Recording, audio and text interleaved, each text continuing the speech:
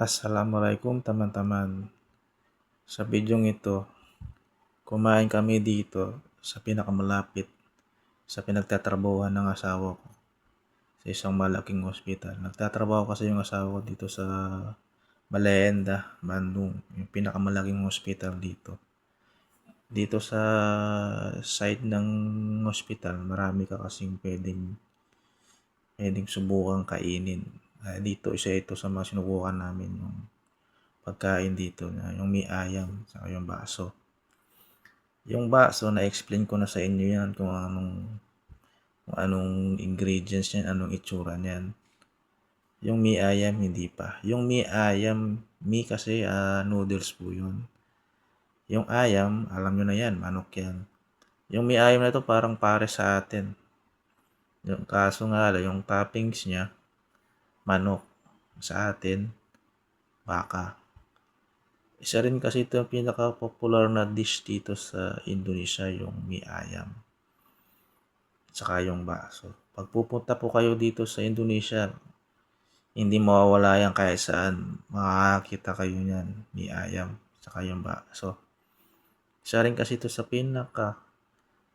cheaper na pagkain na comfort food na nilalako nila sa daanan. Isa rin kasi ito parang mga street food ba. Pero mabibili nyo rin ito sa isang restaurant. May mga kasi iba-iba rin kasi yung style kasi nung paggagawa nila ng mie ayam dito eh. Ito yung mie ayam nila dito kasi simple lang. Sa ibang restaurant, maraming toppings. Ito simple lang kasi siya.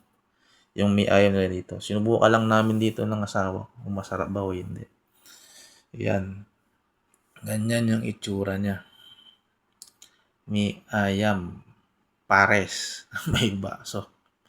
Tapos bumili pa kami sa labas. Marami kasi yung street food dito. May taho. Yan. Taho easy yun. Tsaka yung fried chicken. Nagdala kami ng kanin. Nagmukbang kami dito. Yan. Mukbang time na. Ito taho easy ang tawag dito. May palaman yan sa loob. May iba't ibang flavor yan. May manok. May atay. May mihon. Tsaka toge. Pipili ka lang. Napakamura na ito. Siguro 5 piso. 5 piso isa. Or 10 piso isa. Malaki yan. Malaki yung size na taho easy yan. Yung taho kasi tokwa yan. Yung easy, palaman. Nagmukbang na ako dito. Ayan. Tapos ito, binili ko sa isang karinderya.